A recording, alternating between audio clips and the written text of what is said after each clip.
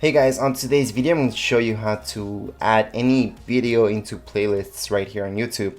So on the top you will see, once you guys play your video, up here we will see this icon. Once we tap on it, you will see this message, save to recent playlist.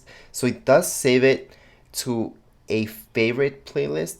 However, you can organize this. So in order to add this to a playlist, again, we can also tap down here below where it says saved. And I'm just gonna tap right there.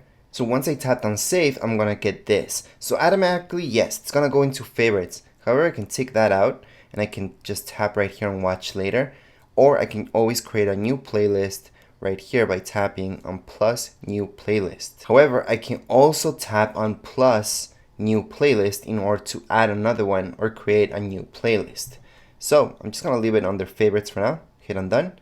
And there we go. That would be it. If you guys see any errors that happen, it might be just your Wi-Fi connection.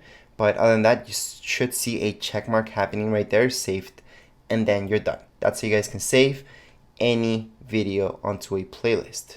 Anyways, that would be it for this video tutorial. If you guys have any questions, comments, you guys can write down here in the comments area, and don't forget to subscribe and rate. Thank you.